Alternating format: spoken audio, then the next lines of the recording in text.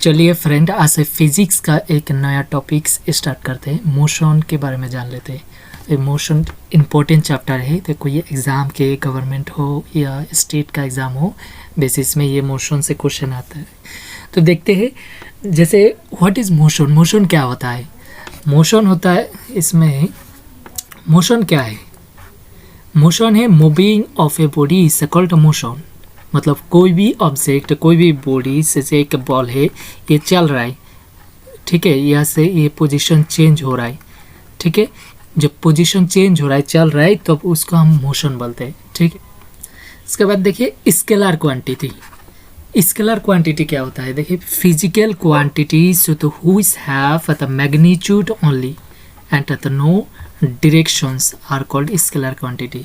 मतलब scalar quantity के कोई भी एक ऑब्जेक्ट है, बॉडी है, जिसका कोई डायरेक्शन नहीं है। जैसे डायरेक्शन, फिक्स डायरेक्शन, जैसे ये इसका डायरेक्शन ऐसा है, डायरेक्शन नहीं है, सिर्फ मैग्नीट्यूड है।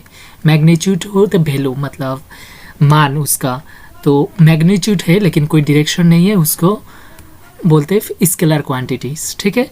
और वेक्टर, जैसे मास हो गया, एग्जांपल मास मतलब भर, किसी वस्तु का भर, इसका कोई डायरेक्शन है नहीं है, तो ये हो गया स्केलर क्वांटिटी। एग्जाम में इसी तरह क्वेश्चन आता है, नीचे गए दिए गए ऑप्शन में कौन सा स्केलर क्वांटिटी है, बाई भी आ सकता है कौन सा वेक्टर क्वांटिटी से। तो स्केलर क्वांटिटी जिसका कोई डायरेक्शन नहीं है, सिर्फ मैग्नीट्यूड है, वैल्यू है, ठीक है, उसको स्केलर क्वांटिटी बोलते हैं।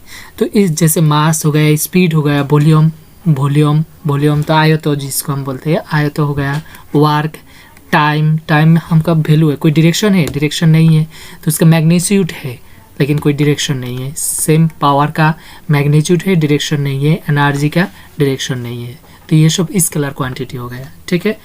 अब चलिए देखते हैं वेक्टर क्वांटिटी। वेक्टर क्वांटिटीज क्या है? Physical quantities which have magnitude and directions both. मतलब इसमें मैग्नीट्यूड भी है और डायरेक्शन भी है, तो उसको क्या है बोलते हैं? वेक्टर क्वांटिटीज, ठीक है। जैसे डिस्प्लेसमेंट, अभी दिखाएंगे नीचे डिस्प्लेसमेंट क्या होता है। वेलोसिटी, एक्सेलरेशन, फोर्स, तो मोमेंटम, ये सब होता है वेक्टर क्वांटिटीज, ठीक है। अभी सब ये displacement, velocity, acceleration, force, momentum सब डिस्कस करेंगे इसी वीडियो में नीचे में, ठीक है। अब देखते हैं डिस्टेंस क्या होता है। डिस्टेंस क्या है? देखिए, distance is the length of actual path covered by a moving object in a given time interval। मतलब कोई भी एक समय में कोई भी ऑब्जेक्ट मूव कर रहा है। फॉर एग्जांपल एक बॉल है, ठीक है, ये बॉल यहाँ से यहाँ जा रहा है, मूव कर रहा है, इसमें एक टाइम तो लगेगा। कोई भी ऑब्जेक्ट यहाँ से यहाँ जाने में एक टाइम लगेगा, तो उसका पोजीशन चेंज हो रहा है। तब जब पोजीशन चेंज होता है तो उसको बोलते हैं डिस्टेंस, ठीक है। एक्चुअल लेंथ मतलब ये बॉडी, फॉर एग्जांपल एक बॉल है, ये बॉल मारने के बाद कोई भी आदमी ऐसे घूम के यहाँ आ रहा है, देखिए, तो ये एक्चुअल लेंथ, मतलब ये जो घूम के आ रहा है ये डिस्टेंस है, ठीक है। कितना दूरी तय किया है वो होता है डिस्टेंस, ठीक है। डिस्टेंस को हम डी से मार्क करते हैं, डिस्टेंस। अब देखिए डिस्प्लेसमेंट कराएंगे तो आपको समझ में आ जाएगा डिस्टेंस और डिस्प्लेसमेंट अंतर क्या है। देखिए डिस्प्लेसमेंट, नेक्स्ट डिस्प्लेसमेंट क्या होता है? Shortest distance cover by a body in A definite direction is called displacement. Shortest distance मतलब देखिए, कोई एक आदमी यहाँ पे है, एक आदमी यहाँ पे, ये ऐसे घूम के यहाँ तक आ रहा है, ठीक है, ये आदमी। अब देखिए ऊपर में डिस्प्लेसमेंट क्या दिखाए थे, ये जो कितना दूरी तय की है ये है डिस्टेंस, ठीक है। बोल अभी जस्ट बोले थे ये डिस्टेंस है, लेकिन ये शॉर्टेस्ट डिस्टेंस मतलब वो स्टार्ट यहाँ से किए थे और अंत शेष खत्म यहाँ तक, ठीक है। ये जो शॉर्टेस्ट डिस्टेंस होता है इसी को बोलते हैं डिस्प्लेसमेंट, ठीक है। ये दूरी वाला मतलब कितना दूरी, एक्चुअल डिस्टेंस कितना तय किए है वो होता है डिस्टेंस, और डिस्प्लेसमेंट क्या होता है? Shortest distance. फॉर एग्जांपल एक आयत है, देखिए सॉरी वर्ग है, स्क्वायर, इसको एक आदमी यहाँ से चल के ऐसे यहाँ तक आया, ठीक है, तो उसका डिस्टेंस क्या हो जाएगा? ये दोनों जोग होगा, सपोज ये 3 ये भी 3, तो डिस्टेंस क्या हो जाएगा? 6। लेकिन डिस्प्लेसमेंट क्या होगा? ये शॉर्टकट जो डिस्टेंस होता है, शॉर्टकट स्ट्रेट वाला, तो शॉर्टेस्ट डिस्टेंस, सबसे शॉर्टेस्ट डिस्टेंस क्या होगा, शॉर्टकट स्टेट वाला, यही होता है डिस्प्लेसमेंट। Okay clear. तो डिस्टेंस और डिस्प्लेसमेंट में यही अंतर है। तो एग्जाम में आते हैं डिस्प्ले आपको दे देगा कोई भी ऐसे एक आकृति दे देगा, बोलेगा इसका डिस्टेंस क्या है, कोई भी एक वस्तु यहाँ से यहाँ मूव किया है तो इसका डिस्प्लेसमेंट क्या है, डिस्टेंस क्या है, पूछ सकता है। इसके बाद डिस्प्लेसमेंट क्या होता है, वेक्टर क्वांटिटी। ये होता है एक वेक्टर क्वांटिटी, वेक्टर, क्योंकि देखिए डेफिनेशन में भी है, बोला है shortest distance cover by body in a definite directions. मतलब हमको डायरेक्शंस लेना है यहाँ से यहाँ तक, तो ये एक फिक्स डायरेक्शंस है, लेकिन इसमें कोई फिक्स डायरेक्शन नहीं है। तो डिस्टेंस का कोई फिक्स डायरेक्शन नहीं है, लेकिन डिस्प्लेसमेंट का फिक्स डायरेक्शन है। जिसका डायरेक्शन है वो वेक्टर क्वांटिटी है, जिसका डायरेक्शन नहीं है वो स्केलर क्वांटिटी, क्योंकि दोनों का वैल्यू तो है, मैग्नीट्यूड डिस्टेंस का भी एक वैल्यू है, डिस्प्लेसमेंट का भी एक वैल्यू है।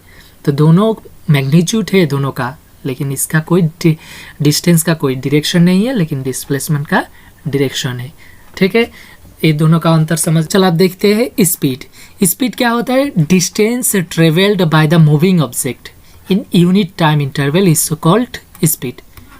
मतलब कोई भी एक बॉडी यहाँ से यहाँ चला गया, जैसे एक बॉल यहाँ से यहाँ, तो कोई एक डिस्टेंस ट्रेवल किया सपोज 100 मीटर, इसमें टाइम लगा है, इसमें यही इस पोजीशन से इस पोजीशन में जाने में कोई भी तो टाइम लगेगा ना, पहला पोजीशन इस पोजीशन में इस पोजीशन जाने में एक टाइम होता है, तो उसको हम टी पकड़ते हैं। तो डिस्टेंस क्या होता है, डी बाई टी। तो इसमें सपोज 100 मीटर और टी कितना 10 सेकेंड लगा है, तो टोटल स्पीड क्या हो जाएगा 100/10 इक्वल टू 10। ठीक है, स्पीड। तो speed normally vector scalar quantity, क्योंकि इसका कोई डायरेक्शन नहीं है, क्योंकि डायरेक्शन नहीं है, हम पता जो लेंथ जाएगा कोई भी ऑब्जेक्ट ऐसे घूम के जाएगा वो पूरा पकड़ेंगे। ठीक है, ये स्पीड हो गया। अब नेक्स्ट आते हैं वेलोसिटी। देखिए स्पीड आता है किससे, डिस्टेंस से। हम ऊपर में 2 टॉपिक पढ़ा था, एक है डिस्टेंस और एक है डिस्प्लेसमेंट। डिस्प्लेसमेंट स्पीड होता है डिस्टेंस से और वेलोसिटी होता है डिस्प्लेसमेंट में। ठीक है, डिस्प्लेसमेंट से। देखिए वेलोसिटी क्या बोला है, displacement of the object in unit time interval. मतलब कि कोई भी समय में कितना डिस्प्लेसमेंट हुआ है वो होता है वेलोसिटी। फॉर एग्जांपल एक बॉडी यहाँ पे है, ये ऐसा घूम के यहाँ तक आया, तो इसका डिस्प्लेसमेंट तो ये सीधा वाला हो जाएगा, थोड़ा देर पहले देखे आ रही ये वाला डिस्टेंस हो जाएगा, मेन एक्चुअल लेंथ डिस्टेंस हो जाएगा। शॉर्टेस्ट डिस्टेंस जो है वो है डिस्प्लेसमेंट।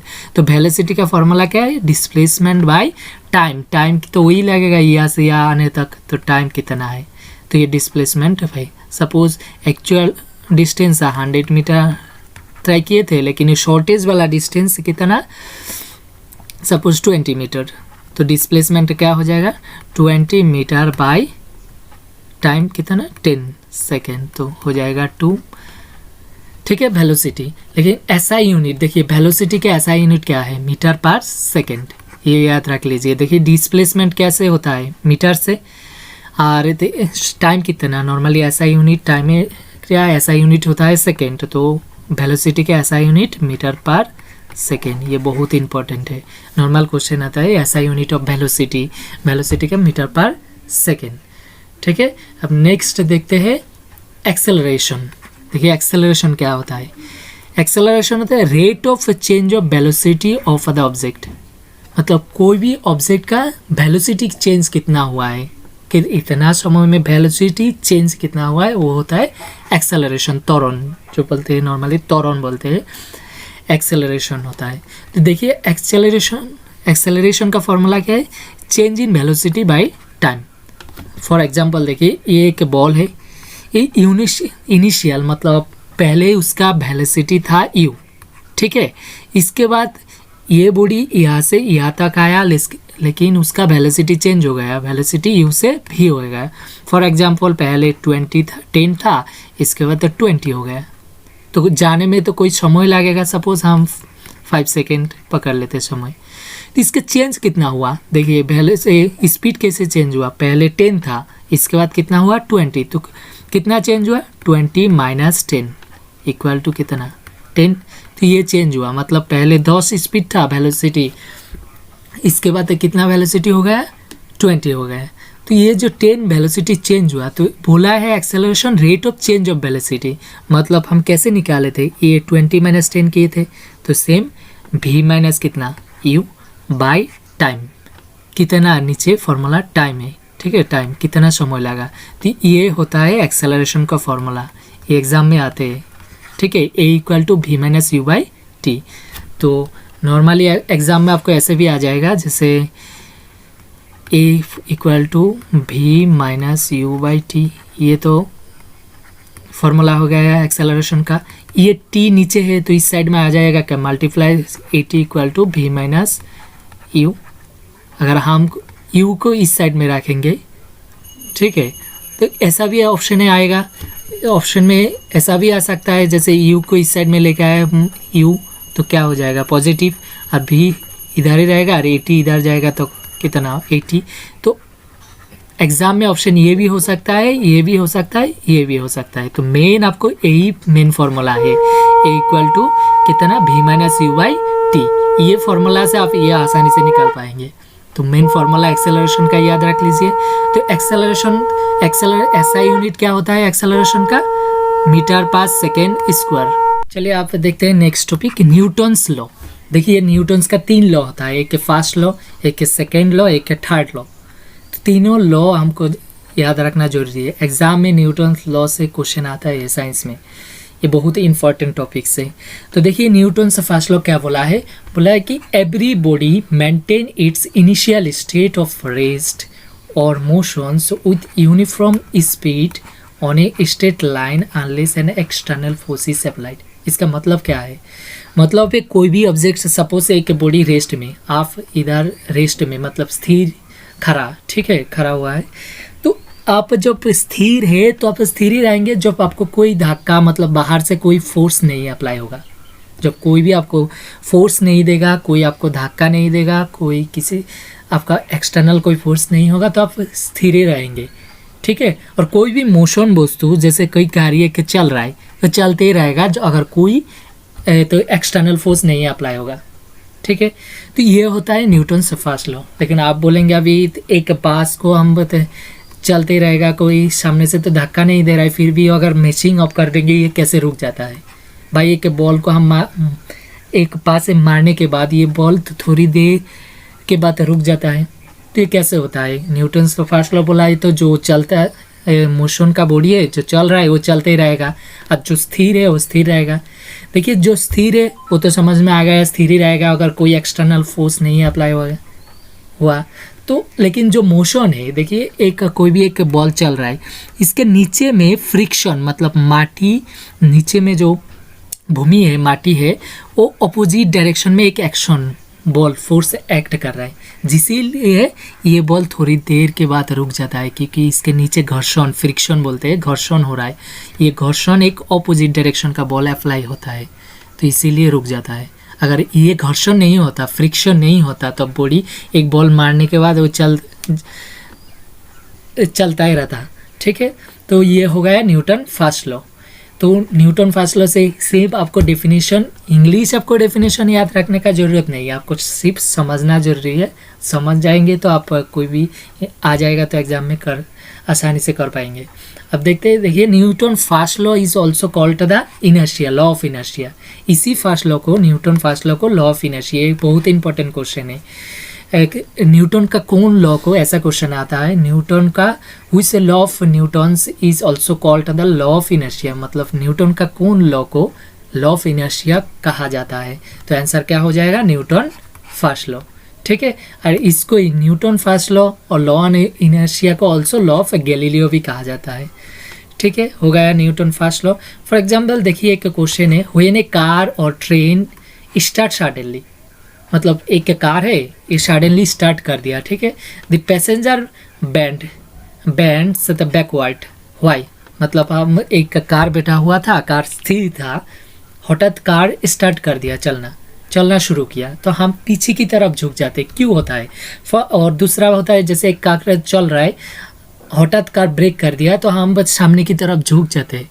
ऐसा क्यों होता है? क्योंकि देखिए, जब एक कार चल रहा है, एक जैसे एक बस है, ये बस चल रहा है, तो इसके साथ ये जो पैसेंजर है वो भी चल रहा है मोशन में। लेकिन बस को जब ब्रेक अप्लाई होता है, बस तो ब्रेक करके रुक जाता है, लेकिन मेरे बॉडी का कोई ब्रेक नहीं होता है, तो इसीलिए बॉडी मोशन में रहना चाहता है। क्योंकि न्यूटन फर्स्ट लॉ बोला है, अगर मेरा कोई भी ऑब्जेक्ट चल रहा है, मोशन में है, उसको कोई एक्सटर्नल फोर्स अप्लाई नहीं होता है, तो ये चलना, वो मोशन में रहता है। ठीक है, तो मेरा बॉडी का कोई ब्रेक नहीं अप्लाई हुआ था, इसीलिए मेरा बॉडी जाना चाहता है सामने, इसीलिए सामने की तरफ हम लोग झुक जाते हैं। ठीक है, तो ये क्वेश्चन नॉर्मली ये वाला भी क्वेश्चन आता है एग्जाम में, इसी तरह क्वेश्चन आपको पूछेगा। तो ये फर्स्ट लॉ अप्लाई होता है, न्यूटन्स का फर्स्ट लॉ।